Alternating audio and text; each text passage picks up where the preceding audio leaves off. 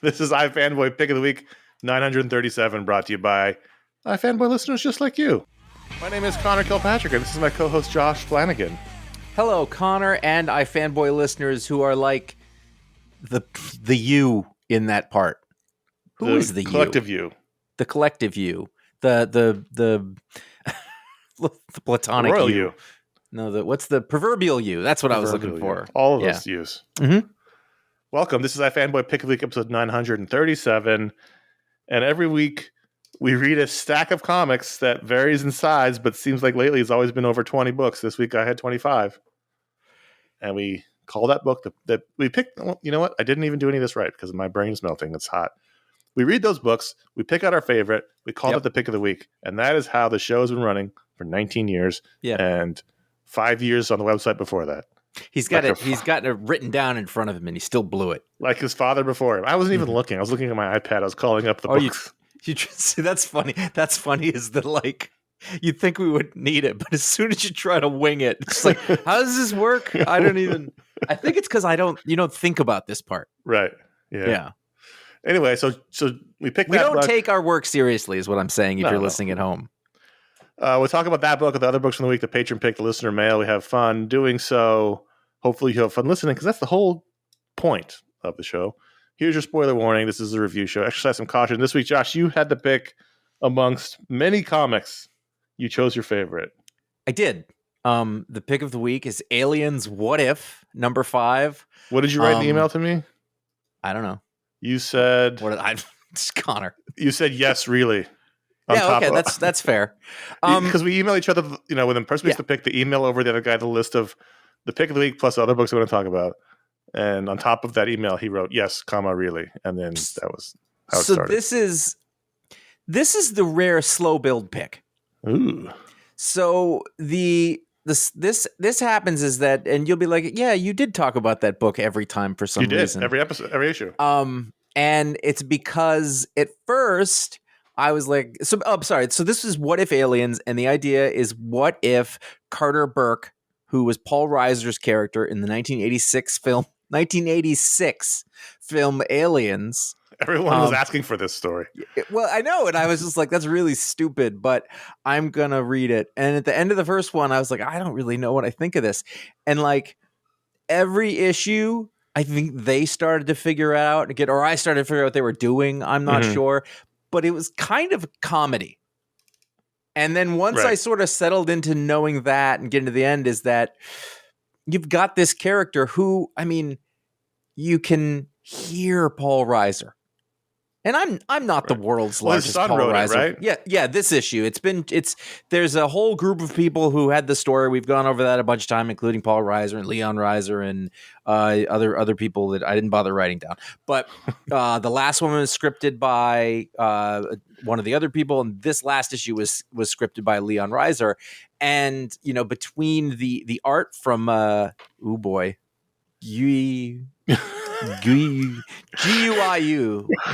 Villanova.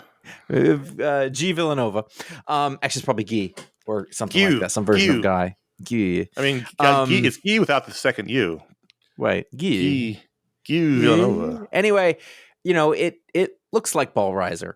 And in a good way. Like it just sort of works. So it's one of those rare comics that like you can just hear it. You can hear as he's talking, you can hear the desperation but basically, like at the end, it's this stupid concept that I wasn't convinced about. And then I was kind of like, I think I might like this. So the end was like, I love this. And it really was. You loved every issue. Be fair. Yeah, but like the last couple, was when I was fully in. So basically, the story is that after the events of LV-426. Again, these are things I don't even need to look at. Before, I couldn't tell you what the script was, but I can tell you in 1996, the events of LV-426. You may remember the Space Marines showed up, but they were going to terraform. That project went badly. All the colonists were killed. What happened? Paul Reiser is on the ship that went there. That wasn't the Nostromo. I do not remember the name of that ship. And we find out that as a Representative Weyland Yutani, he was there to collect a specimen, and so he's one of the reasons that many people were killed and went wrong, and he was a much hated figure. So now we find ourselves many years later, and if I look at the front of this and maybe open up the book I'm talking about, it'll tell us how long. He has been relegated to a shitty bureaucratic job on a far-flung world.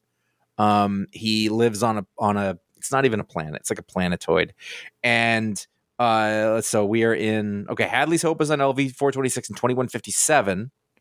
2179. So we're at 2179. And so he's on this shitty planetoid thing where they do some mining, and he works just in an office with a bunch of other office people, and they all hate him and they all hate everything about it. And then his daughter's there and she hates him. And he's just trying to do the right thing, but he keeps doing the wrong thing to do the right thing. And he's not quite like, he's not exactly evil. He's just bad at making decisions about how to do the right thing. And so his idea was, I think that he's got his daughter's mother in cryo sleep. And he was like, okay, I think I can figure out some way that if I can infect somebody with the xenomorph, then that can save her. And of course, everything goes wrong.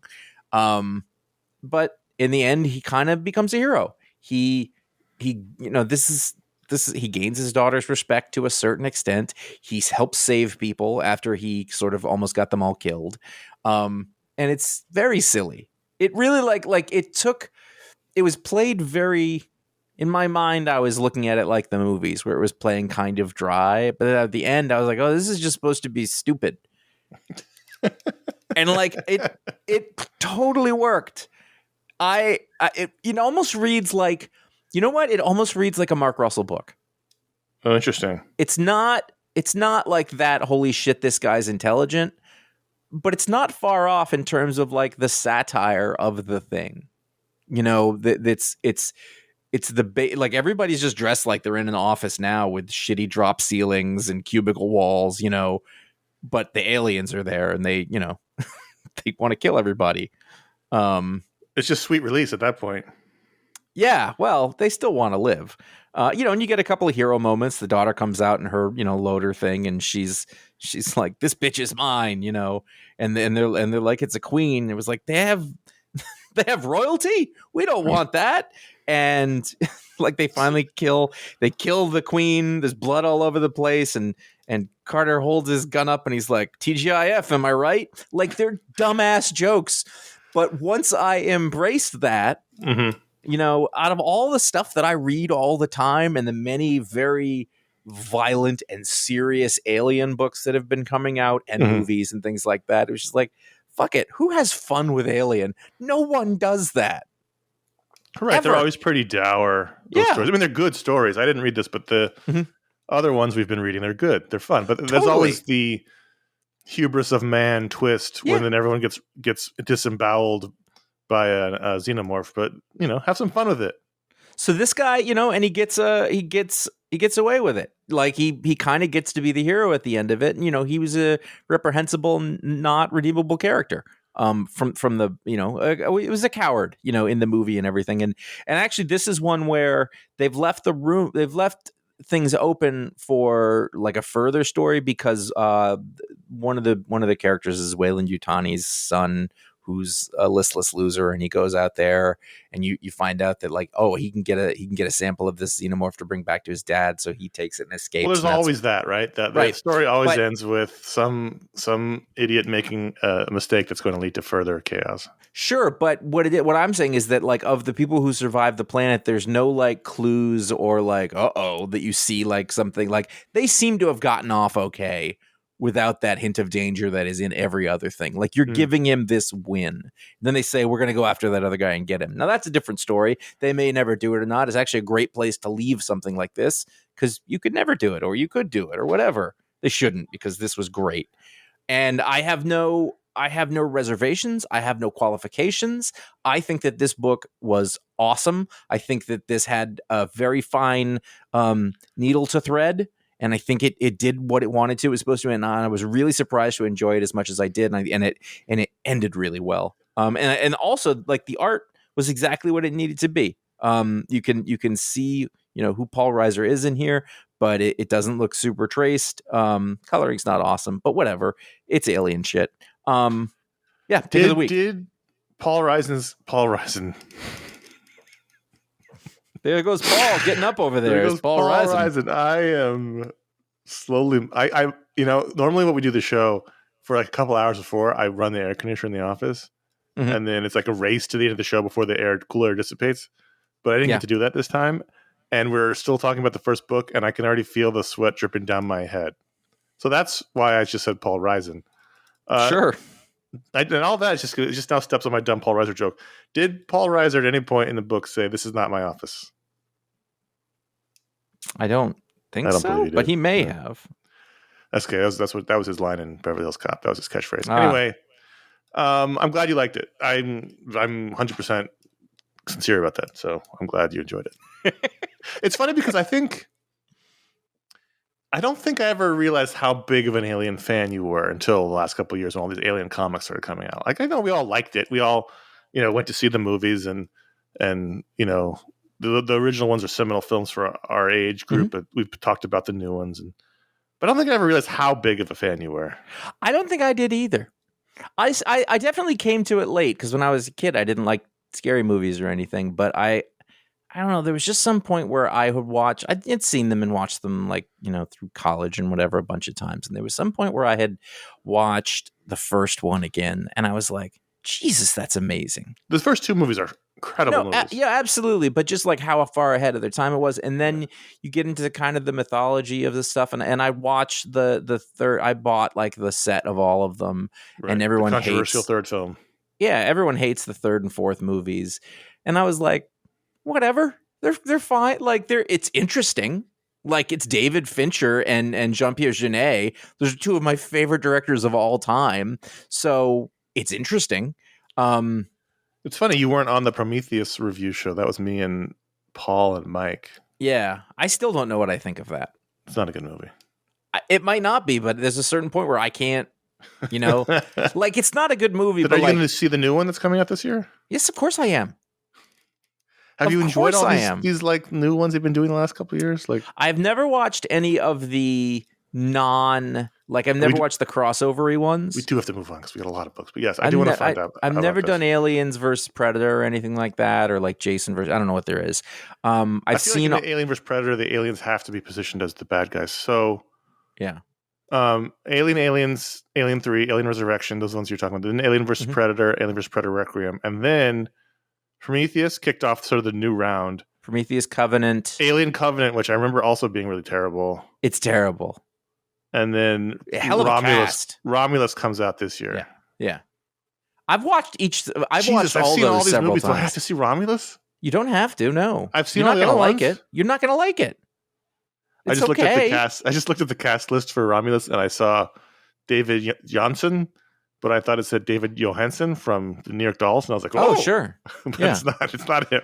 What was his character's name in Oz? Can you remember that? David Johansen's character in Oz. I don't remember that. No. I don't remember it either, but I know he was on it, and I remember. I just thought if he was in Alien Romulus, I would see it. He should be. He should totally be like on a space junker. He would totally be the pilot on a space junker. Let's move on. No problem.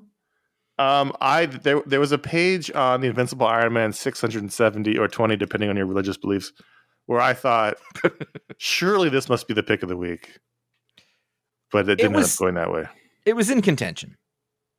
Do you know what page I'm talking about? No, but I'll go. Let's see. It's the page. It's depending on how you're reading it. For me, it's page 31, but it's where all the sort of middle management bad guys realize that they've been robbed.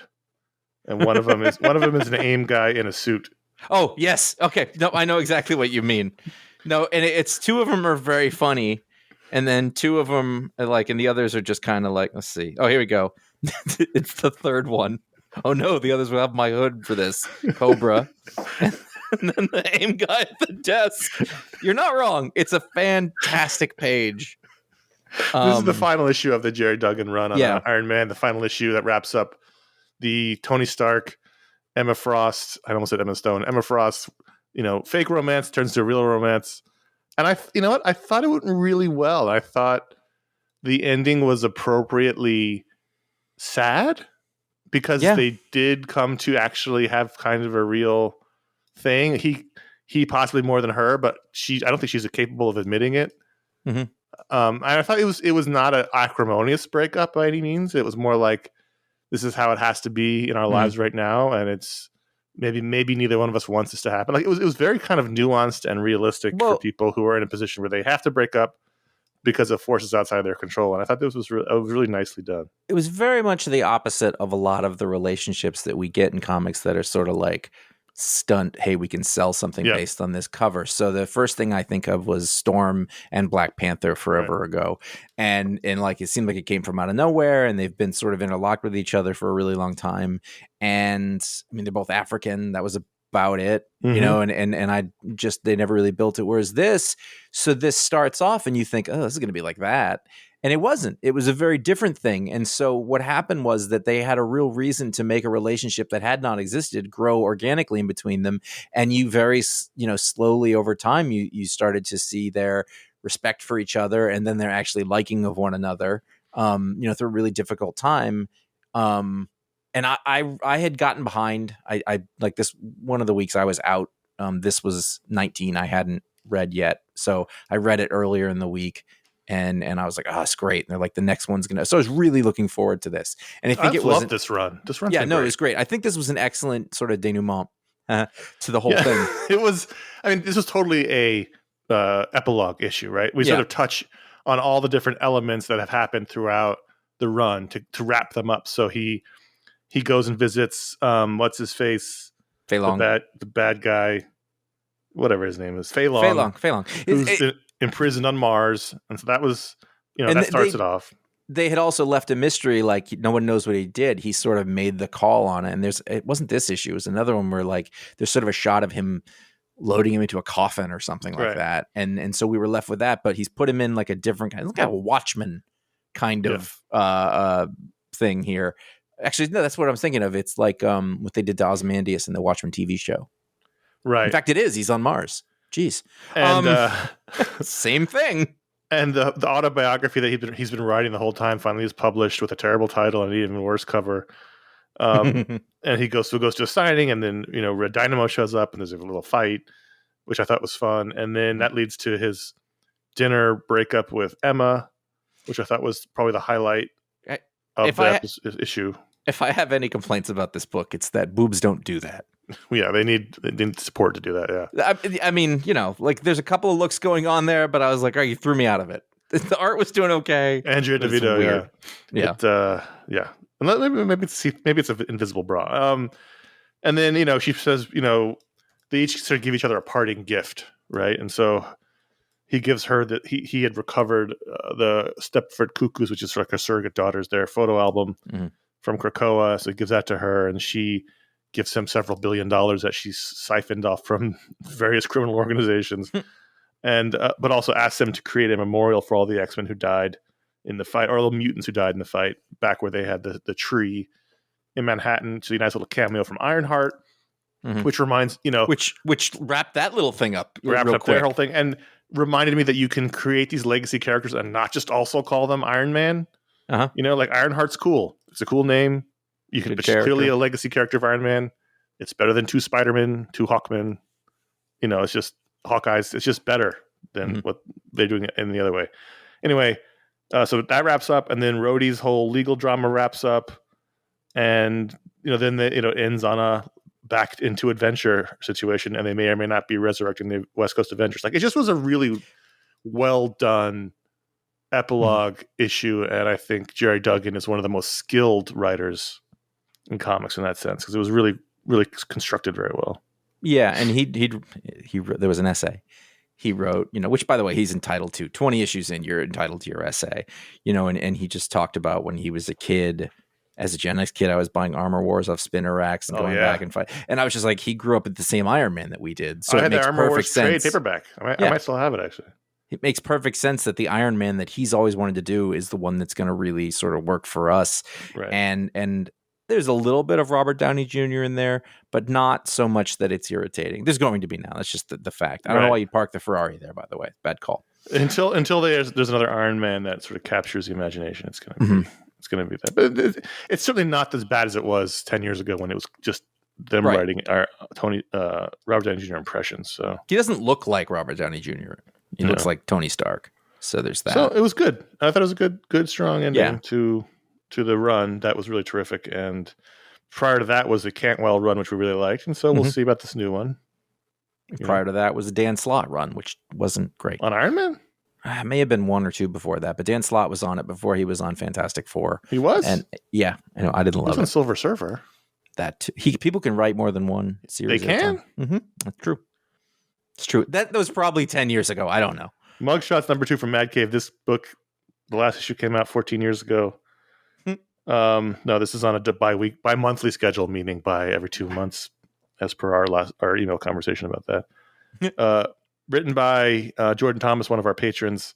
It's funny, when I looked at the cover, even though I knew Jordan wrote it, it says Thomas Matthews Gattoni, and I thought that was, for a second, I thought that was the name of the guy who made the book, because that's who can forget T.M. Gattoni. That's my brain. I mean, the release schedule is not helping. No, even though I did remember everything by the time I got through with it, it's just, you can't have a crime story that requires you to remember clues and characters and motivations and things, and have it ever come out every 2 months. You just can't anymore. That's just not the way the media world works. It's just too much to ask. But I thought this was really good, and the art continues to astound from Chris Matthews, even though there's a couple of times I thought there were some storytelling problems. Overall, it's beautiful.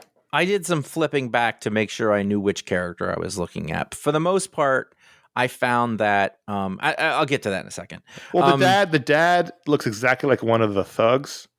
Yeah. Even they have the same sort of unkept hair, same body type. So at one point, after the dad gets hospitalized, like 2 pages later, the thug is there. And I was like, wait, he's out of the hospital? Because it looks exactly the same. But yeah, other than that, and then there was the part at the beginning where he's stalking towards the nightclub holding the hammer, and he puts it behind his back, and then it just disappears. Like, like he's the first three on this is page 3. He puts the hammer under his arm, and the next panel, like, where's the hammer? That's a sort of a storytelling issue. But I can see that.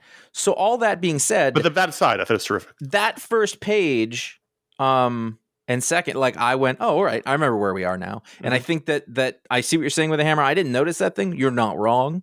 But the way that 9-panel grid... It's a minor complaint. Yeah. That way that 9-panel grid is laid out, though, it instantly puts me back. I was like, oh, right. He's mad. His daughter, like, it wasn't everything, but it was enough clues. And you switch to that second one, you see the people sitting around the couch in the VIP section. They're raised up. There's a thing around them. The way that the base has been put in the lettering. And then again, the whole thing is this black and white with a color, basically, with this, depending on what the color is. It's colored in the same color style as Darwin Cook's Parker books, where there's a color scheme. It's either blue or orange, and that's all the shading and the background colors. And his style is super cartoony, but also his storytelling recalls Darwin more than anything. The deliberate pacing of everything. I think the thing is that I enjoyed that last one quite a bit because it's a British crime story, and there was no other thing, and then this carried on with it. And I think for the most part, when you do something like this, having a sort of cartoony style can help because you can differentiate your characters a lot more, so you can be a little more exaggerated, which helps a ton. Yeah. And I really was kind of right back into it, and I got to the end. I was like, that was great. Yeah. And I have seen so many books try to do this and not succeed at it. And there's definitely influence from Parker in there, but it's its own story. It has its own voice. It's very. I mean, Jordan's British. It's very. Yes. It's very British and very authentically lived in British, and as the two Americans say, but say this on their show. But we used to work for a British company. Spent a lot of years in London. It feels very authentic. It is authentic. It feels not American in the good way. Look at page 13. Jordan posted this page on our Discord. And I want to say, we're not talking about this because he's a patron. If he was a patron and the book was bad, we wouldn't talk about it. Look at all of the triangle composition on page 13, the top half. So the first panel has literal triangle of the light over the characters. The second 2 panels creates a big triangle with the light. And then the third panel is sort of the base of their triangle. It's a very advanced, composition. The composition is really strong. And that, again, so you go to that next page after that, and it's a 2-shot of 2 people in a car and they're talking. And so I look at it now, not in the context of reading the story, and I think, there's nothing going on there. But now that I look at it, because I was just reading it, I did not notice when I was reading, which is what is supposed to happen, right? Because it's acting, and the dialogue is really strong. It is compelling. I don't know his name, John. I think his name's John, the protagonist. Yeah. Ears. He's John. His name is John. Compelling, and the relationships that he has with people based on the fact that he was a criminal and he was there and now he's gone, and we're trying to discover these. Again, normally that can be difficult to pull off in a way that isn't confusing, but I'm finding it really, like, it is drawing me in. And all the characters are interesting. Yep. They've all got, not all, but many of them have sort of these conflicting motivations or things going on. The mob boss is interesting. His predicament is tough. The conversation that he had with his son, I thought, was super interesting, because the son of the mob boss is always depicted as a stupid fuck up. Right. And that is not what happened here. Such that I almost got confused. I was like, wait, who is this? I mean, he's a bit of a fuck up, but he's not in the way it's normally shown. Like, he's still very competent. He's just not as buttoned up as his dad is. Right. And I just... And the cop who comes in, the DI, that was interesting. Detective inspector, normally, at first you think it's sort of the standard, like, super competent, hyper sort of, badass cop, and then she's immediately revealed to be on the take. Mm-hmm. And I thought this is only a 4-issue mini, so it's got to move quick. Mm-hmm. But it's been really, really good. I mean, this is one of the best crime books in a while. And again, this was brought to our attention because, Jordan's a part of the community, but I didn't read this because I read the first issue because of that. But the second one, I was like, this is great. If this was coming out in I would have brought it up, because I think I love books like this, and they're honestly not that well executed very often. There's a lot going for it here. And it's both. I mean, it's really well written, but it's also incredibly well drawn. Yep. And normally we get one or the other. It's true. Rare we get them both. It's true. I struggle with whether I would have made Nightwing 116 my own pick if I had had the week. Tom Taylor's final arc continues on with Bruno Redondo on art before Tom Taylor moves over to Detective Comics to tell yet another story about Batman's world being shaken to its core. And I wouldn't say it wasn't because of the final page of the issue. And boy, Nightwing's looking a little... He's looking hefty. Beefy, looking a little swarthy. So before we get to that, I thought it was all really well done. This is the kind of story where I start to get claustrophobic reading it. Look, I've been reading comics for 40 years. I'm not unaware that the hero is going to win in the end, but the only way I can really enjoy these is to live in the moment. And the moment is the walls are closing in on Dick Grayson, and I don't see a way out. Now there will be obviously a way out, but I don't see it yet. And so I'm feeling like him, like, oh God, they've got him. He's been framed for everything. I really like the sequence where the reporters in the press conference are asking questions of the police commissioner, and they are almost like talking heads, and behind them is the flashback to the moment they're talking about. Mm-hmm. And you see just how much they've prepared, or at least Tom Taylor's prepared this stitch up for Dick. Mm-hmm. And I thought that was a really nice device. And then, I loved the scene with all the extended family, including Superman, wanting to help. But Barbara's saying, no, he's got to do this on his own if he's going to clear his name. In the real world, these people would help, but it's a dramatic story. He's got to be he's got to be alone to do this. And then, he takes a little trip to go to Nanda Parbat to visit Boston Brand, who is revealed in a flashback to have known Dick from the circus. And now, see, that's a retcon. I assume that didn't probably, yeah. Okay, yeah. I don't care. Love it. Yeah, love it. Every time you want to, not every time, because you shouldn't overdo it, but you want Dead Man. Put Dead Man in the book. Great. And then, he goes on his quest because two things. One, he's got that fear. Apparently, it's revealed that the fear of heights has been injected in him through a modified scarecrow fear toxin by Heartless. And so he's got to go there, but there's still an element of psychology in it. So he's going to Nanda Parbat to work with dead man who helped him get over his original fear of heights back when he was a kid. Like, I thought it was all really well done. And then we get to the end, and Barbara and Batman are on the roof, and she's like, "You sure you want to do this?" He's like, "I'm sure." She says, "Thank you." He says, "Well, Dick would do the same for me," because the whole town of Bloodhaven thinks Dick is heartless, and so someone's got to be Nightwing, and so the reveal is that Bruce puts on the Nightwing outfit. And how many times have you seen Dick pretend to be Batman or be Batman? Well, he said he has done it for me, recalling the fantastic... Yeah, but also there was a great Scott Snyder run with Jock, I think, on Detective before Capullo got there. Well, One and of it my was favorite arcs. Quietly and Morrison. But before that, even in the 90s, he pretended to be Batman after Batman broke his back. Like, that's happened a lot. You know, they're always stepping up to help Bruce cover his identity. Superman's done it. Like, it's almost a standard thing. Even Alfred is pretending to be Batman. But I've never seen Bruce put on the Nightwing outfit. Like, I've never seen that. We had a conversation a couple episodes ago about, you know, everything's been done. We've seen it all. I've never seen Bruce pretend to be Dick. So I was like, I was like, oh shit. That's the good animated series costume too. Yeah, this is good. So you know, this arc is ending strong. This run is ending strong. It had some. It started off like gangbusters. The middle sagged a bit. The whole ex-girlfriend pirate storyline was terrible, but it's ending as strong as it began, and that's all I can ask for. What I think is interesting is that you started. The first thing you said was something about claustrophobic. Yeah, and as you said, I'm flipping through it, and I was like, oh, the art's actually claustrophobic. Like, if you go through the main, like all of the panels before he leaves, super tight. Yeah. It's all closed in there. And if you, what's really interesting to me is that Bruno Redondo shows up at the beginning of this. He'd done other stuff, but I wasn't really familiar with it. And I was like, oh, that was kind of fun. Over those first chunk of issues, you saw a lot of innovative storytelling techniques and design choices. And you go, oh, that's cool. That's going to be the kind of thing. It's like a David Aja kind of thing. Right. And now later on, like, they brought him back, and it's like the fanfare, because I don't know what the story is, but presumably couldn't do every issue on a monthly basis. That's normal. That's fine.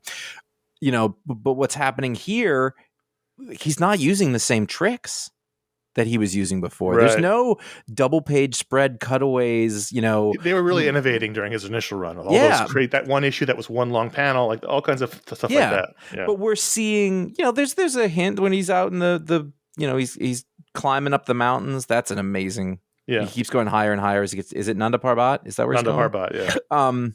You know, but for the most part, like, there's not tricks here. There's just really good storytelling. That claustrophobia, now that you mentioned it, I looked in the art, I was like, the art's full of it. Everything in Bloodhaven is visually closing in. Yep. And he never gets away from that. And it's a really good issue. I cannot believe that is an accident. No, I don't think so. And that makes it so impressive. It's ending super strong. Yep. It's a bummer. I don't want it, you know, like, it's not like one of those, like, I've had enough of this at all. So yeah, the new team they announced is not super exciting, but we'll get to that when we get to it. Never know. Let's take a quick break here, and hey, if you're enjoying this show while I sit here and sweat onto the microphone that the microphone that patrons help pay for, you can support the show directly at patreon.com/iFanboy. If you enjoy the show, if you think like it brings joy and or enhances your comic book reading, hey, we hear from a lot of readers who don't even read comics anymore and just listen to keep up with what's going on. If those things, you know, work for you, it makes your day better, consider supporting the show at patreon.com/iFanboy. We understand you're not going to agree with everything we say. I don't agree with everything Josh says. I don't even necessarily agree with everything I say. But that's not the point. The point is to have a good time. And so consider the support. You get to join a great Discord community. There's apparently several Facebook communities now. I think it's splintered off into factions from what... We had a spy join the Discord from Facebook, and he was like, there's several communities now. So I don't know what's going on in there. Really? But I don't want to know. I hope you're all having a good time. Are we teams? Are we team I don't Josh? know. He just said there's several communities now, he thinks. Or there's like the pre, like they only like the original lineup. Like some were just like, the only time the show was any good was when Paul was a regular. The Paul Fundamentalist? Mm-hmm. Yeah. So, I also get the famous Montgomery Schism. You also get patron hangout every month. Every month we hang out for a couple hours with the patrons on YouTube. It's fun. We hope it's fun. We hope to make it fun for you. You can sign up for a monthly membership, or you can sign up one time yearly. You get 10% off if you do that. There's tier exclusive merchandise for all the patrons. And at $5 or higher, you get a patron power live on the show. You get the Discord server. And at $10 or higher, you get this show ad free. I don't know why you'd want it ad free. We put a lot of time and effort in those ads and have fun doing them. But if you don't want to hear them, that's your prerogative, and you can sign up for that level and don't have to hear them anymore. Find out details at patreon.com/iFanboy. iFanboy at threadless.com is our merch store. We got 13 different designs. I actually wore one of our shirts to our lunch today, and I got several compliments on the shirt. And you don't have to get them on t-shirts, but you can. And right now, as I record this, they're having a sale. Threadless has periodic sales. I think they're doing $12 t-shirts right now. So check that out. We're really proud of a lot of them. We're proud of all of them. They're all of our children. As you know, some children you like more than others. And that's how it is with the designs. iFanboy.com/support is our digital PayPal tip jar. If you're a eccentric billionaire and you're concerned about the state of the world and the country and you don't know if it's going to survive, you feel like you need to give your money away, that's a great place to do it. We'll take as much as you want. The important thing to know is there's no limit too high. There's no ceiling. If it's that tax is key. We'll deal with any of the tax problems or any of the legal issues. We won't make that your problem. No, we'll make it as easy for you as possible. And you're thinking, well, it can't be that easier. And we're to say right now, it's even easier than you think. It can't. There's a lot we're willing to do. We'll do it all. Do you hear me? You reading between the lines there? iFanboy.com/Amazon is our general shopping link. If you're thinking about shopping via Amazon, help us out there. It doesn't take any money out of your pocket.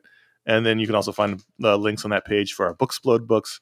And then bookshop.org is our partner to help out local bookstores. You'll find those links on the Booksplode books. The Booksplode. I almost went into Connery. He's got a Booksplode. He's got a Booksplode. You'll find those links there. We thank everyone who helps support the show. It is the reason why the show keeps going, keeps the lights on, keeps us, I was going to say this like fancy, but it doesn't. Mm-hmm. It just keeps the lights on and helps us do the show. So thank you. That's all it does. It's fine. So when I mentioned that Nightwing might have been the pick, it's because I think I would have a hard time maybe not making Dark Knights of Steel Allwinter #1 the pick, which is the second Return to Elseworlds book. This one brings us back to the Dark Knights of Steel world that Tom Taylor created last year. And in fact, he writes the second story in the issue, but the main story from Jay Kristoff and Tierso was the artist. Yeah. Is that correct? Yeah. I was a black and white story involving this version of Deathstroke and Vandal Savage. I thought it was just terrific. Yes, it was in the Viking style. Yeah, Nordic. My great admission here is that as I was putting the script together, I realized that there was a second half that was in color because I was like, "Who is that? Is that Green Arrow?" I guess I'll find out next month. The second half is by Tom Taylor and Riccardo Federici, who was the artist who did a lot of the stories like that Superman Brian story. Wood? No, he did but he did the Brian Wood New York has been penned in story. I think they made a show of it. DMZ? Yeah, he was the artist for DMZ, I think. No, this is a different guy. This is the guy who did the Conan the Barbarian style on the Superman War World that story. Was great. Yeah. This is a story about the Kents. I'm just going to spoil it for you. Who am I thinking about? You talk. It's fine. But I thought the black and white Viking Nordic story that has a plot twist reveal that is involving the color was terrific and a great use of the medium. And I really like this version of Deathstroke. I don't love making him a hero. He's not so much a hero, but whatever. This is an alternate version. It doesn't matter.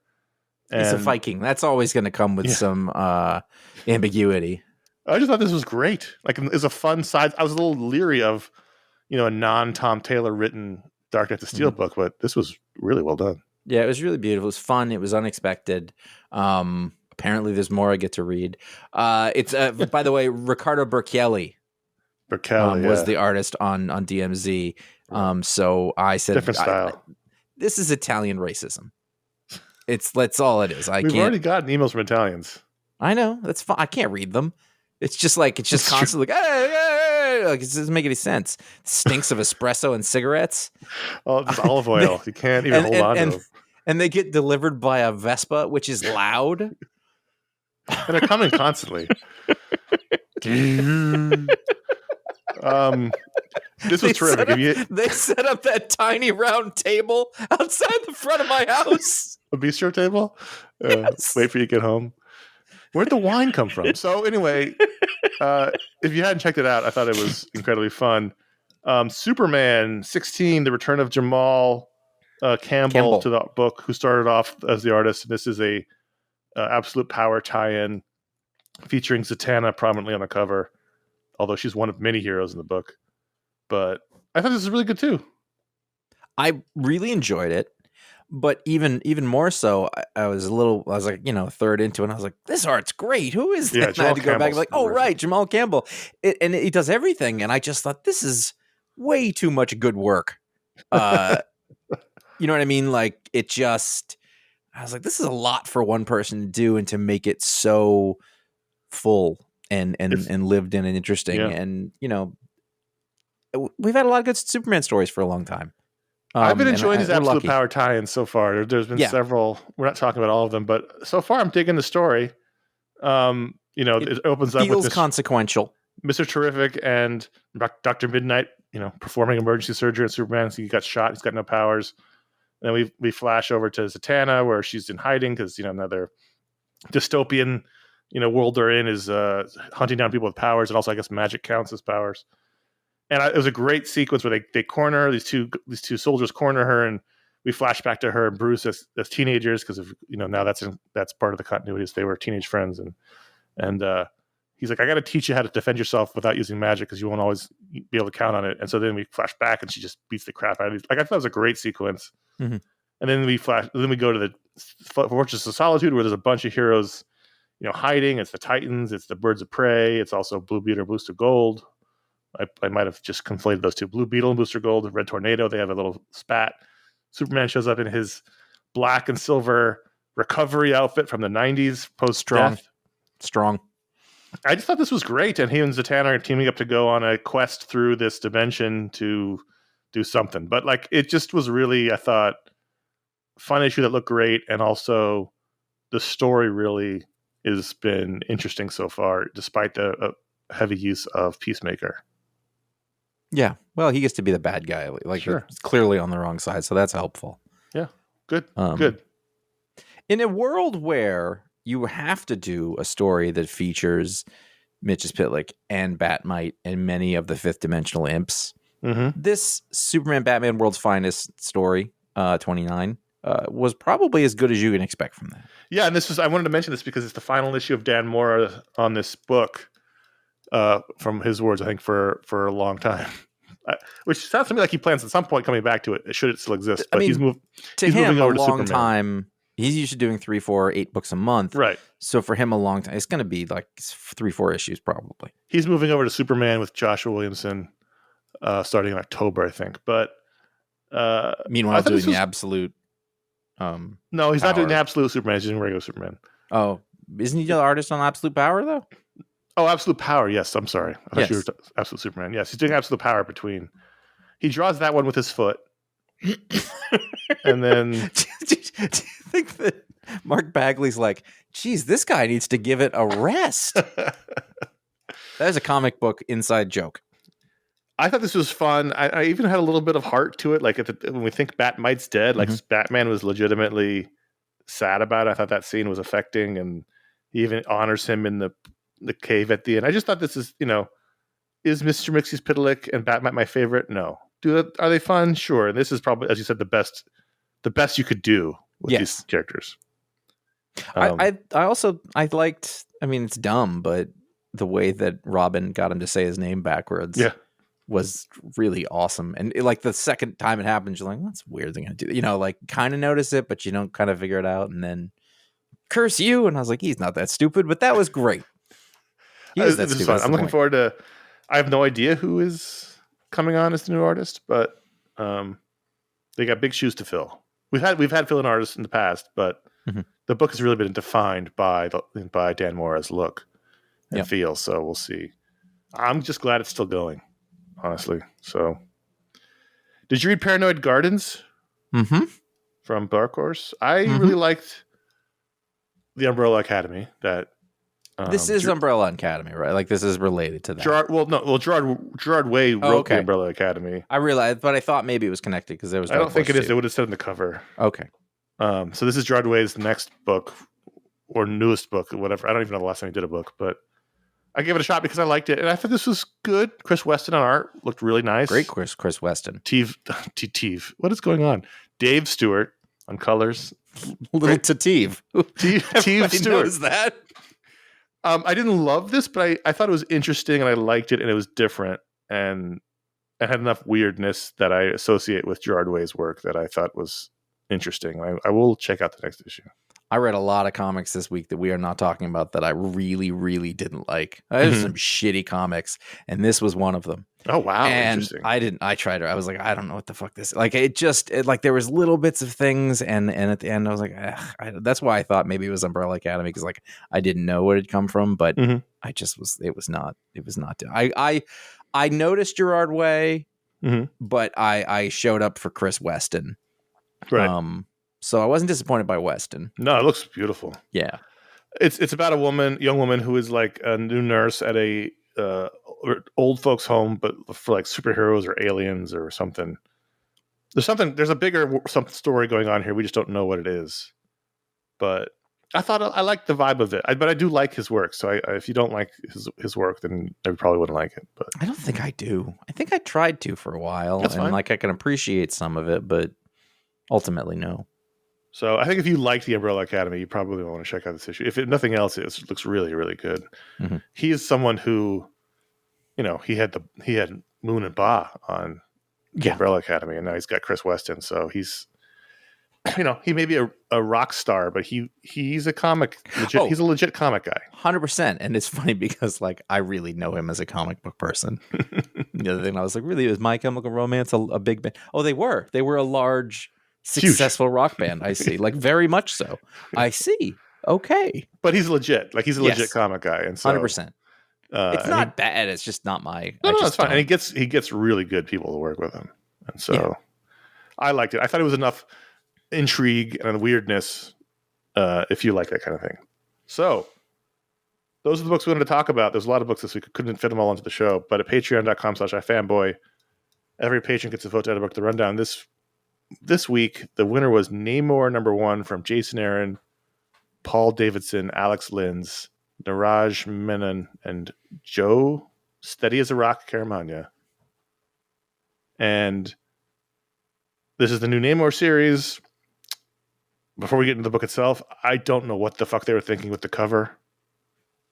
I mean, that was a terrible idea. It's not a bad drawing, but it's just a terrible idea for a #1 cover. To have your character be basically unrecognizable in a hospital bed. Does it speak to the issue? Yes, but he was just in a major motion picture and he was unrecognizable there.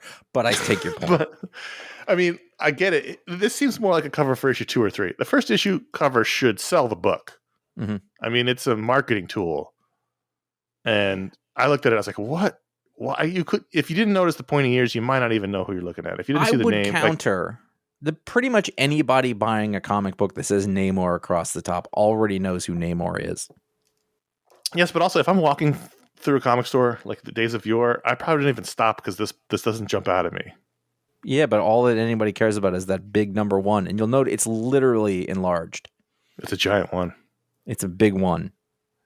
So this is a 2-pronged story. One is with Namor in prison, being abused by the guards, trying to get broken out by his soldiers, or at least soldiers of Atlantis, and him rejecting that. And then a flashback to him as sort of a 12-year-old king in waiting in Atlantis, being picked on, almost murdered by his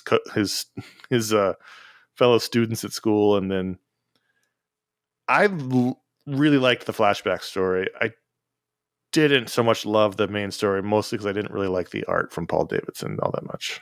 So we are going to part ways here again. Okay. I first page I got in there, I was like, oh, this looks awesome. I really like the Paul Davidson art, and I thought it reminded me of, it was a way to sort of, I was like, this is all Jason Aaron. Mm-hmm. This is Jason Aaron, and there's lots of versions of him. He can do the duck story, or he can do whatever. But to me, like, this reminded me a little bit of, you mix Vertigo Jason Aaron with a Marvel character who needs a makeover in a big way. You know, I opened this up and was like, I don't remember the last time I saw Namor. And We had then an I awesome kind of Namor remembered miniseries from Chris Cantwell, Yeah, Conquered yeah. Shores. that was like in the future though. Right, but that wasn't current. Yeah. So then I think the time before that, whenever in one of the crossover of the wars, like, he was the enemy in it. I think maybe it was in the not the Captain America book, but the Invaders book. He showed up in the Invaders book. Yeah. So, but he was the bad guy, and Not in the Invaders book. He's never the bad guy Wasn't? in the Invaders book. He's always whatever. There was one where, like, he was him, and they mention it here, where he got all the sort of bad guys together, and that's why he's in this prison. But I was, and then the movie, and I was just like, I'd really like to see somebody sort of recenter Namor here and get him back in a place where he can be part of the Marvel universe in a way that I think the character deserves. I think Jason Aaron's the perfect guy for this. I was thinking during the narration that, it's tonally in the realm of Thor. Mm-hmm. Yeah. Right? Like, it's royal, it's regal, it's pompous. Like, I was thinking that there's violent. There's like immutable laws of comics. One is Doctor Doom is a pompous ass. The other one is Kang is a pompous ass. The third one is Namor is a pompous ass. And when he's not, it's wrong. So he's got the tone for it. And but what he does have here too is like a kind of a world weariness that we've started with. Like, he's sort of given up to a certain extent. He's sick of it. He's sick of it, but he's also like, he's told himself, he's like, I'm not going to get in the water anymore. And there's a really great sequence on the second page where, I mean, the soldiers are the worst. They're making him drink a bucket of urine because that's what he can have for liquid, And there's a 6-panel page, and we see the one guard sweating, and the panels, I guess it's more than 6, and he just sort of touches that bead of sweat rather than the bucket of piss, and that gives him back, what he needs. He doesn't need a lot, but they need water, but he's also said, I'm not going to go back in the water. And then you juxtapose that with that flashback story. And again, I don't remember reading a lot of Namor growing up and that alienation and what creates that character. I think that's really interesting. You have fun sea monsters and the sort of dead pool at the bottom of the lake. And that art by Alex Linz, by the way, I was like, I don't know that name. That is the artist from Briar as well, from Boom. Oh, right. And I think that was cool. And then you got, is it Stingray? Stingray. I love when ridiculous characters show up. That was a deep cut. Yep. I was like, oh, Stingray. And he takes off his little, his helmet or whatever, his face mask. And it's just like, but I'm the world's leading oceanographer. And I was like, that's some old school shit right there. Yes. I will continue to fight for your people up here in all the ways within my powers, the world's leading oceanographer. And I was like, yes, you will.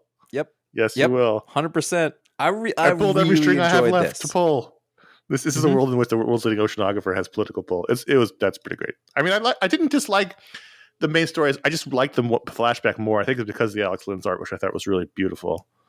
I think that the two worked in contrast. I think that there's actually, you're right. There's a page of the Linz art where Namor, we're sort of watching him from the bottom, and page 27 on Kindle anyway, and that sort of blood is in the water, underneath him. That's really nice. But I think the two halves of it worked really well together, because I do want to know where Namor is. I hate the long stringy hair on Namor. Well, he's in prison. I know, but even when he's in his suit and going back, like he still looks the same. I just don't like the look. I just haven't liked the look of Namor in a long time. That's fair. I get it.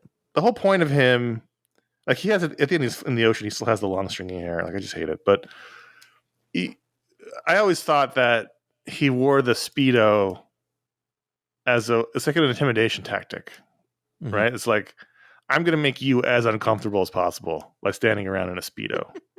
And now then they put him in like a French Canadian at the beach, right? Like full outfits. It's like it takes away from the just sort of audacity of the character. Like, I am this guy, Mhm. And I'm going to annoy you, but whatever. I'm old.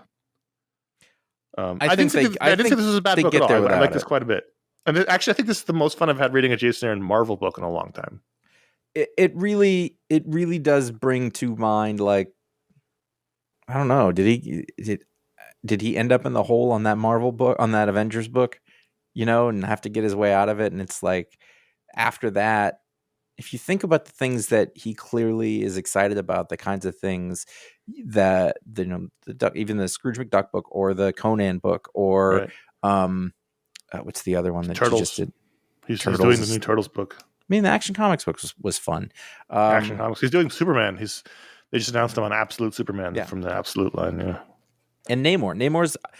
Right away I went, oh, that's perfect. Like, right away I thought, oh, this is the perfect guy for this, and this is the story I want. I love Namor, and they didn't know what to do with him for a while. So, and I did have the opposite. I really liked the art in the first bit. Just looked like to me like Vertigo, like a British 2000 AD artist. It looks like 20,000 Leagues Under the Sea. Wow, it looks like 2000 AD, or it looks like Vertigo.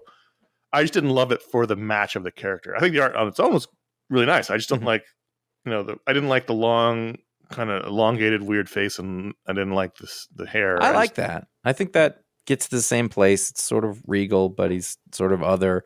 And you remember, in the movie, it was bad. He was bad in the movie, so I'll take this any day of the week. I forgot about that movie. Yeah. God, what a missed opportunity. Anyway, let's rate Namor number 1. Well, the last time I read a Namor number 1 was 1992. Do you remember we talked about that book as a book split? The John Byrne Namor run. Yeah, absolutely. That was the last time I remember reading a Namor number 1, other than Conquered, like a miniseries, but like an ongoing.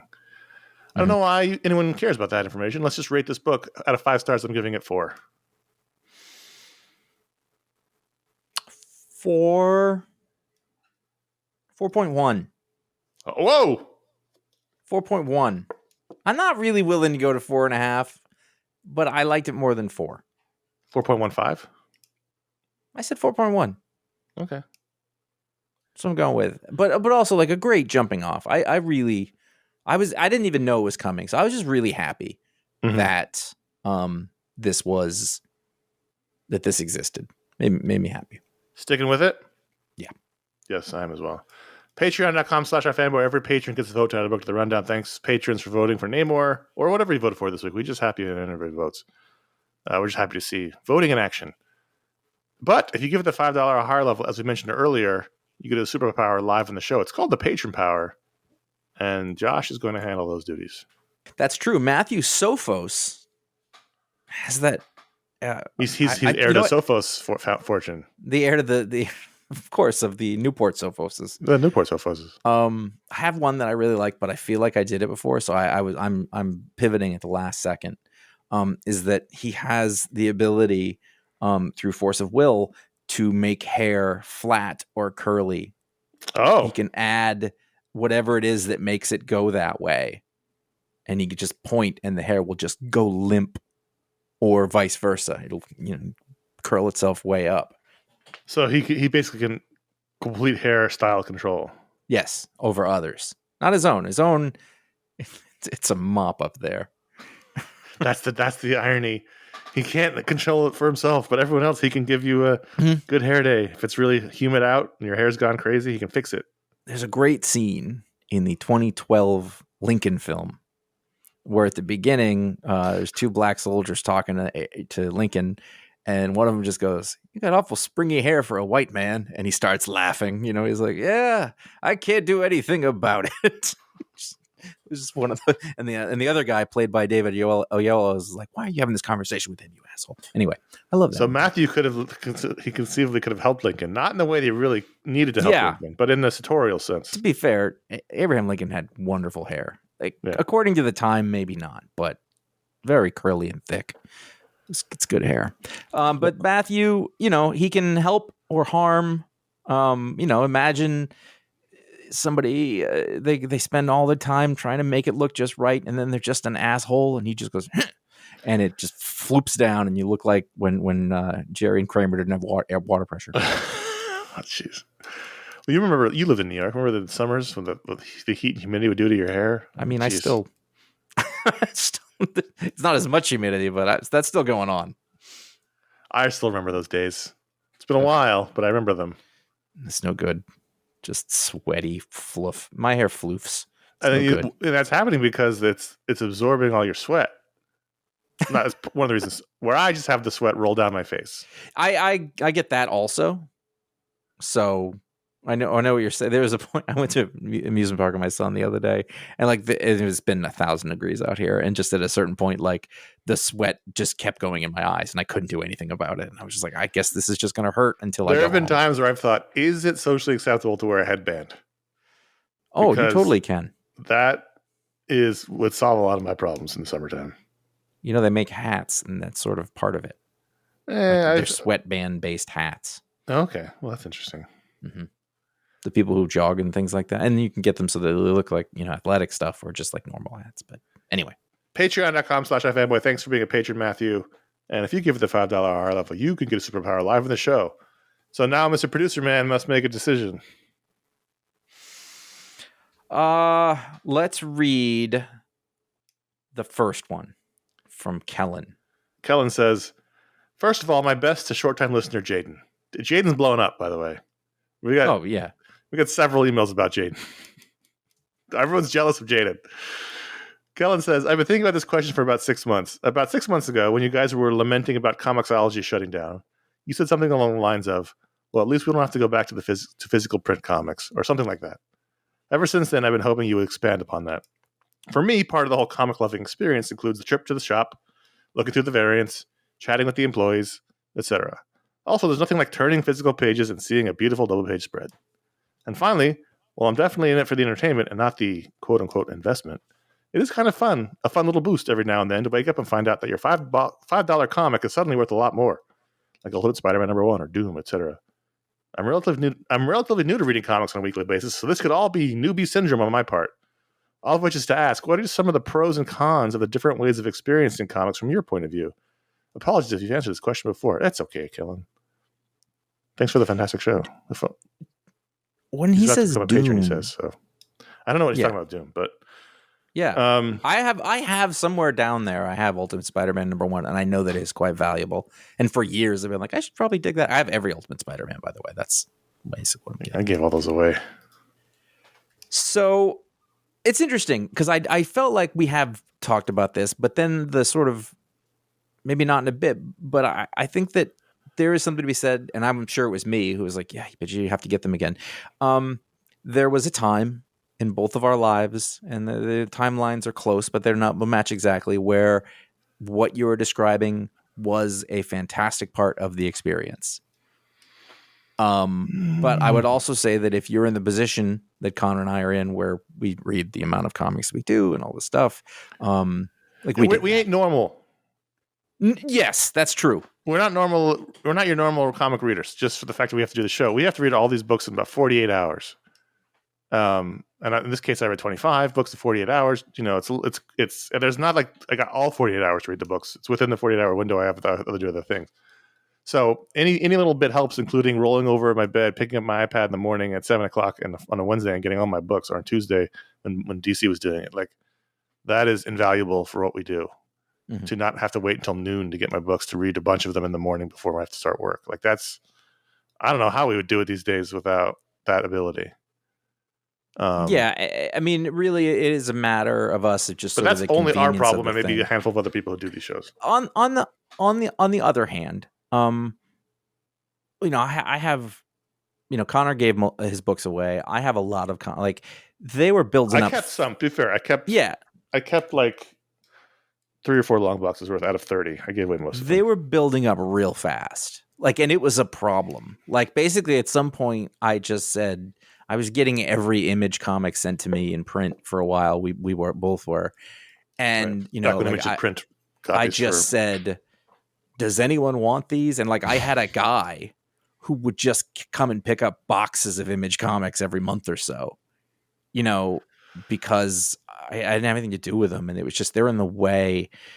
And so fitting this into sort of how we do this in our lives and sort of the, you know, the clutter and all the stuff, like, it's just so much easier like traveling with comics sucks. So I can read them and get them whenever I need to do this way. Yeah. So, I mean, I'm trying. Okay. Here's a legitimate con for reading the way we do. Go for it. And this Double is page again, spreads. just for us who do the show. It was much easier to do the show when I had a stack of books in the order of the rundown. I could pick a book off the top. It was much easier to flip through and find things. I didn't have to worry about apps crashing or not loading or pages not happening. Like, when I could just pick up the book, flip through it, put it down, get to the next one. It was much easier. I also really liked what I used to do back when we did the written pick of the week review. So people who are newer to the show don't know that before 2013, the pick of the week would also come with a 1,000 word written review on the website. And what I used to do sometimes was lay all the books out on the floor and stand over them and see which one jumped out at me. This is a weird visual trick I used when I was contemplating the pick. I still do that. It's just a typewritten list. That's the kind of stuff you can't really do in digital. So those are some legitimate cons. Again, only for people who have to do what we do. And what's funny is I don't miss the part about not having the books in front of me, just because I feel like I've been doing this for so long. We've been doing it now. a long time. We've been reading digitally since even before they were available digitally, because most of the books we read are press review copies, and Marvel started sending out PDFs of those years before Comixology was a thing. They don't do that anymore, but so I've been reading Marvel books. Because some retailer shared his preview copy and then they took them away from all of us, even though that wasn't even part of the program because, God damn it. But so we've been reading digitally since even before most people could. And then we worked for a digital comics company. We've been doing it for well over a decade. I can't even, imagine doing it any other way. So, I mean, the thing is, I get it. Like, I don't begrudge you going. There's no right way to be a comic fan. No, and I also all the stuff you mentioned, the email that Kellen mentioned, that's super awesome. Doesn't mean you're right or wrong, or I'm right or wrong. It's just everyone's different. And I also think that the digital and the print people are different. Like, they want different things out of the experience. And what's rad is that you can do that. You can do both. I do know that, and I know we just said that we have preview copies. Every once in a while, it occurs to me that a comic book is $5, and I think I better be really careful about what I say about this because it's a lot of money. Right. Not be careful, but it makes me want to be thoughtful about it because I also want to make crazy. Sure, I buy every trade I own is a thing I buy personally. We don't get trades anymore. We used to get the image trades, but I don't. Every trade I own, which is a lot, is all stuff I buy. Anyway, I think I decided in around the year 2000, which was 24 years ago, that I preferred reading comics, all things being equal, in collected form. That was when I started really reading a lot of back issue. Like, that's when I read Preacher. That's when I read Transmetropolitan. That's when I read a bunch of Powers, a bunch of books in collected form for the first time. I find this more satisfying. And that's when I started to sort of sour on the weekly stack of books and not having anywhere to put them, and them sort of multiplying like tribbles in my apartment in Brooklyn, having stacks literally everywhere. And, I love comics, but 99% of those books I'm never opening up again. True. Not. Yeah, no, I was going to say, one of the things is that this isn't devaluing it, because I think you can tell you listen to this. We very much value them, but comic books have, for a long time, they were disposable, and then for a long time they were not disposable. And now I tend to think of them as much more disposable because they come and they go. And I know from the however many years we did buy them is that and again, we're different because I don't have time to go back, and I don't have time to read almost anything else because I spend so much time reading weekly comics as they come out. And I mean anything else, is that they do become disposable in that way. And I don't want them around because there's going to be 25 more next week and we're just moving. And the thing is, here's the opposite side of the coin where I do relate to Kellen. Legitimate old artifact comics. Yes. I love those. Absolutely. I buy those I buy. Comics that are meaningful in history, old Batmans from the 60s. Like, these are, or Supermans or Avengers or whatever. Like, those I love and those I want and those I look through. I have a bunch of them in my room right now in my office. But I'm never going to reread that Doctor Strange issue 4 years ago. I really like that issue, but I'm never going to reread it again. Right. And then the really seminal ones I'm going to buy as collected edition, put them on my bookshelf, and so that's how I love the print side, and it's just a weekly grind. I think I just looked at a stack one day. I was like, why do I have these? I'm never gonna look at them again. The ones I do, I already got the collected edition on my shelf. It's the ones that are super rare, or the ones from when I was a kid. Those are the ones I want. I don't the ones as an adult that I've already read and talked about in the show, and just there's no reason to have that anymore. Let someone else have them who's going to enjoy them. That's why I give them away. I gotta say though, I actually really love reading comics and issues more than Totally, you're an issue guy. I am an issue guy, and I don't know that it has something to do with if it's a story that's a full collective thing. It's too big for me. Meaning, like, I don't know if it's an ADHD thing or whatever, but like I can take them in bites, and when to expect them, and they come, and then I get to have that joy of recognition as I sort of remember where we were. We make jokes about it a lot, but I actually really like that. I've got collected books all over the place that I'm much less likely to read. I love reading issues. I'm a huge fan of that format. I hope it never goes away. And again, I cannot understate this enough, because apparently me saying it on the Star Wars review didn't take. There's no right or wrong way to be a fan of comics. So if you're someone who likes to go to the store, hang out, talk to the people, turn through pages, smell the ink, like, great, that's awesome. If you're someone who likes digital, doesn't want that's that, awesome, because most people don't have somebody to talk about comics with.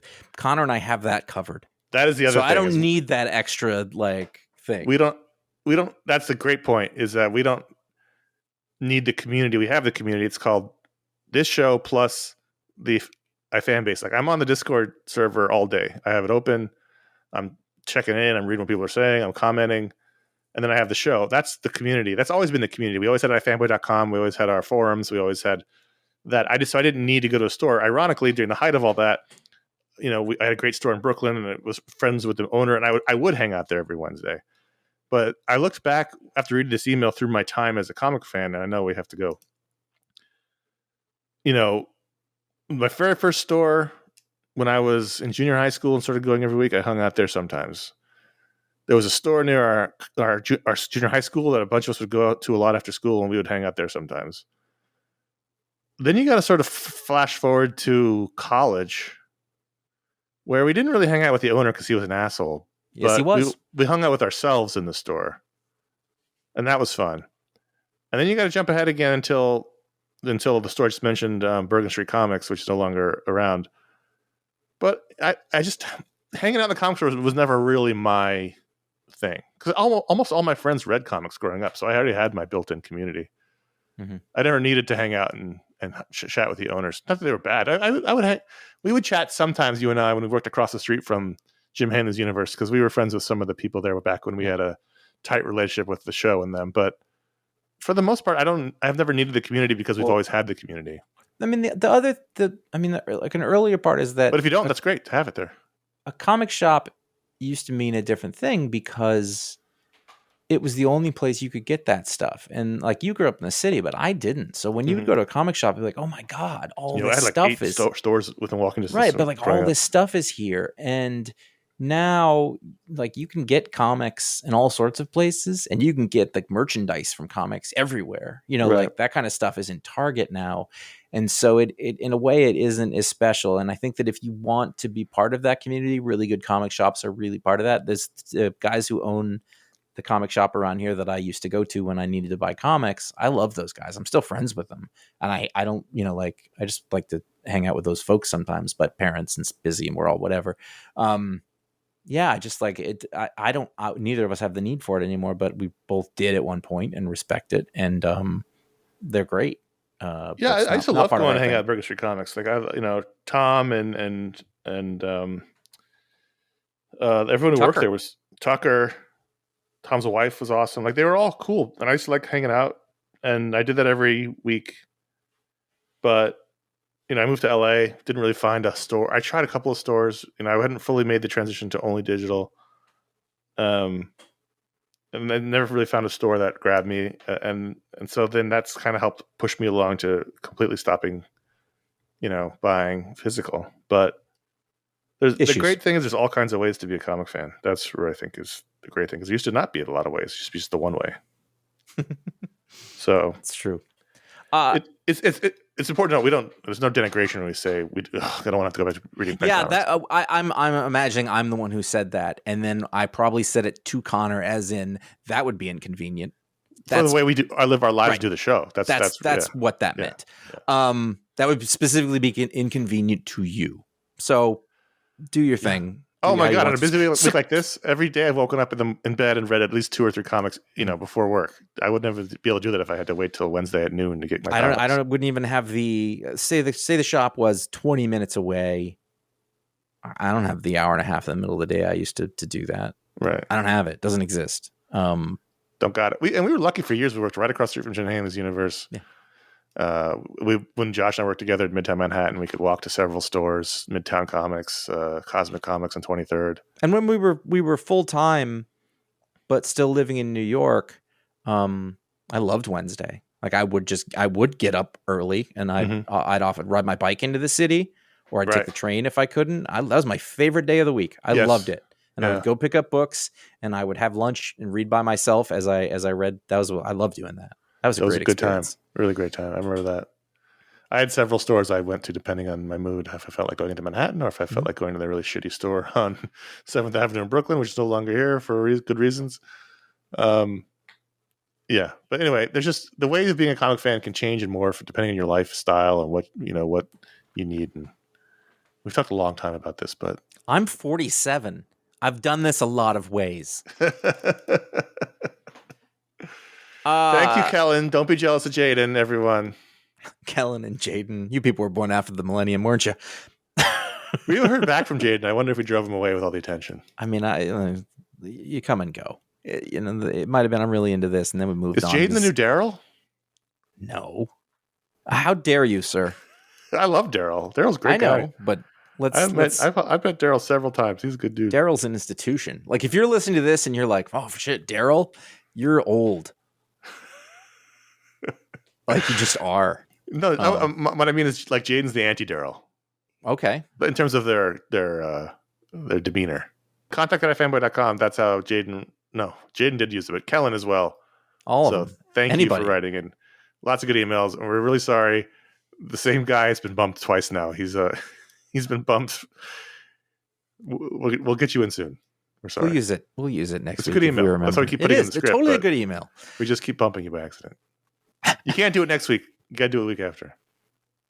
I'm not in the show next week. You got to wait for me. Oh, I have to wait for you? Yeah. Okay, fine. Because I want to talk about this. I understand. Mediasplode just came out this past week. It's on the feed. We talked about, there was summer mailbag, but we kind of went overboard with everything else before that. So that may have been somewhat truncated. Super fun show, though. Yeah. Next week, this week, as you're listening to it, coming up Thursday, new Talksplode with James Robinson, writer of Starman. He's got a bunch of new Dark Horse series. Writer of some of our favorite comics, if you think about it. Oh, yeah. 100%. Golden Age. JSA, The Golden Age. Yeah. Other books that I can't think of because it's hot. No, great. But yes. Great comic book writer. Yeah. Deadpool and Wolverine there will be a show on that film. You say here it's August 1st. You putting a line in the sand there. That's the Thursday after it comes out. So yeah. Okay. Somehow, some way, there'll be a show on it. Okay, that's fair. He's willing to write that check. Speaking of writing checks, just in case we weren't clear earlier. Here's the thing. It's really hot right now. Oh my God. For some reason, maybe that makes you want to spread the largesse. I don't know. I don't know how it works to be rich. I have no idea, but I think maybe when you're like, it's so hot, let us dispense of some of this extra wealth. Like, that's how you talk, right? Later in the month, you will be able to hear a show on Justice League Crisis on Infinite Earths Part 3. How many parts are there? 3. Okay, good. So okay, that's good. Even then later, that's a 2-part Watchmen, and then after that, we don't even know if there's going to be any more after that. We'll see. They're doing the Watchmen? Yeah. Watchmen? They're doing it like a full, faithful Watchmen adaptation. I'll watch that. Who watches it, though?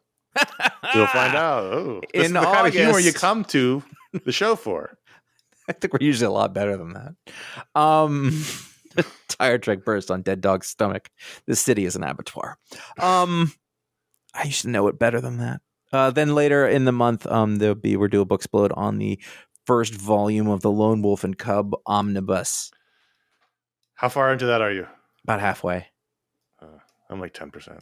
It's not a fast read. No. But it doesn't feel like it. It's not a slog either.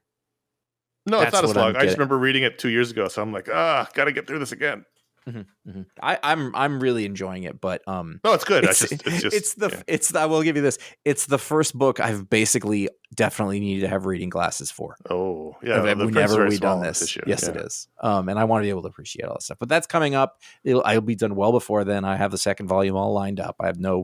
There's no complaints about that at all. You can find our library of 1,387 shows or so over at iFanboy.com or wherever podcasts are sold. You can follow us at iFanboy Comics on Instagram. You can find out what the pick of the week is before the show comes out, sometimes for the best of the week in panels. That's probably going to be an autumn thing, if we're going to be honest. When I get back from vacation. You can follow Connor and us individually at CSK Patrick and J.A. Flanagan on the Instagram. And subscribe to youtube.com/iFanboy. That's where you can find this show every week, as well as our old video shows. A lot of the things Josh and I talked about in that last segment were, you can see them in the old video shows. We were at Jim Hannon's Universe doing shows there. We were talking about comics. We were full-time. Life was different. I talked to some great people in that store. We used to have great shows there. We did live shows there. We did great interviews there. That's where we did the Dan Slott Wacky Cosmic Wacky Button interview. That's where I interviewed Ed Brubaker. I was so high on cold medicine. I asked him something about what Michael Clark was up to. He was drawing Captain America at the time. I was so out of it. It was very fun. We used to have a good time. I mean, like if I had to, he looked at me like he's doing Captain America. I was like, yep, yeah, he is. Totally is. That's funny. I honestly think like we did a show. We did a live Q&A there with Jeff Johns when Flash Rebirth came out. Oh, that was at their basement. Was it their other location? No, it was in the basement of the one on 34th. Oh. That was a good one. That was a turning point for me. Good show. Like when I was like, oh, I can do this. Yep. Yeah, that was a really big deal for me. It was like, oh, this is legitimate, this thing. And he was awesome. And that was good stuff. Good times. You can find all those times at youtube.com/iFanboy. In fact, this week, when they were talking about what to vote for, someone's like, let's vote for Witchblade. They've never talked about Top Cow before. And I dropped in a link to the Top Cow show we did because we did a whole show on Top Cow on the video show. So there you go. And yet I did not read Witchblade this week. I thought I should probably read that. And then I didn't read that. There's a lot of books. This always happens at Comic-Con time. Next week's not. We'll see. Not excited for next week. Subscribe. We said that already. Consider leaving a review or a star rating on Apple Podcasts or Spotify, or if you listen to your podcast. It helps people find the show. We appreciate that. It's something you can do very easily and cheaply for us, and we appreciate that. And hey, the show is over, which means I can go grab a towel and maybe change my shirt. You have definitely take these jeans off. What are you wearing jeans for? Because right before the show, I was at a work thing. You could just take the pants off and do it. Doesn't matter. I literally walked in the door, said, "Hey, I'm home." You said, "Let's do it." And I sat in a chair and we started going. That's why that's why the air conditioner wasn't on. That's why I'm wearing jeans. Mm-hmm. That's why I'm dying in here. I got shoes on still, for God's sakes. Oh, I always wear shoes. Oh, not in the house. You'd never make it in Japan. I always wear shoes. I love wearing shoes.